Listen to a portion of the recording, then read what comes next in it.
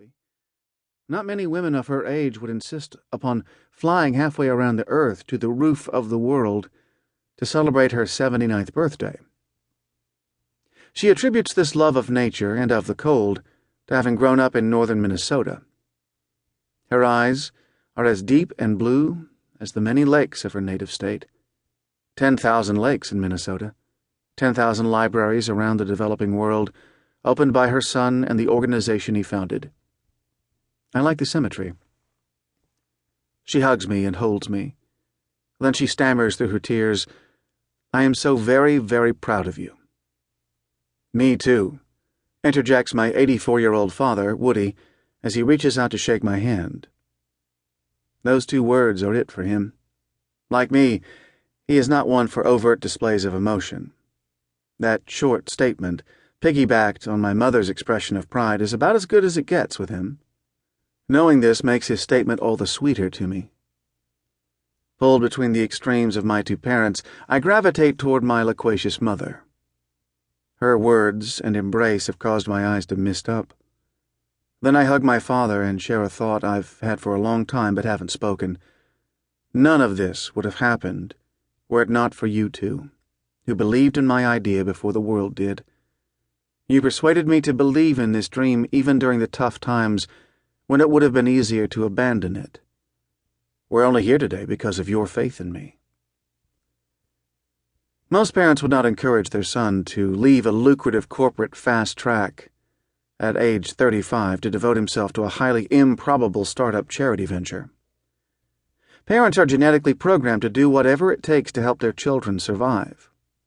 Their dreams and aspirations for their offspring typically focus on a good job, the predictable place in society that comes with it, and financial security.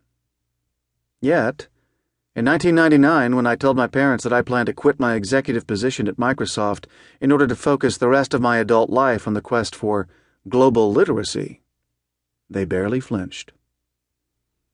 I told them, there aren't any charities building libraries across the developing world at a massive scale, so I'm going to try to start my own.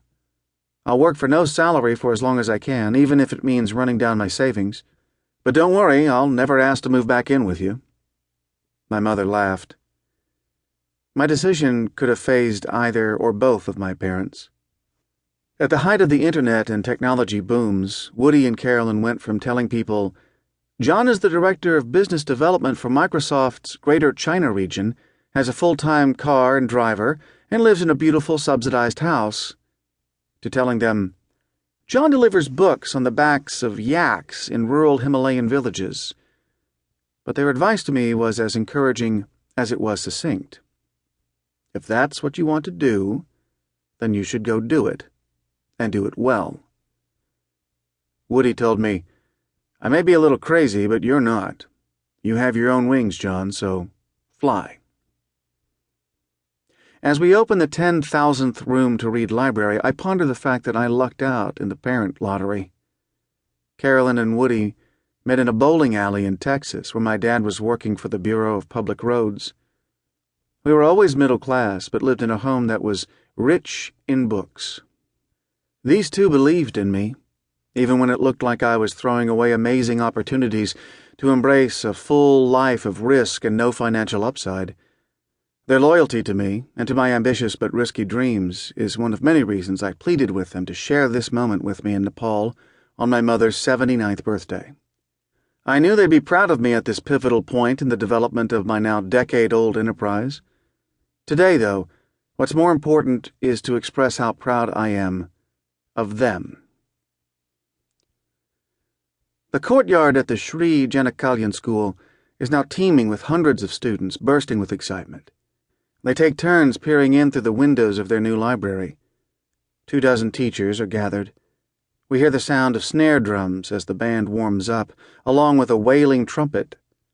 Girls dressed in bright red saris, their eyes lined with charcoal, practice their ceremonial dance. One of the teachers tells me that he and 3 others came from a village 30 miles away. "Are you here to help us to celebrate?" I ask. "No, sir. We've come to petition you. We have over 900 students, but no books. We would like a library in our school, too."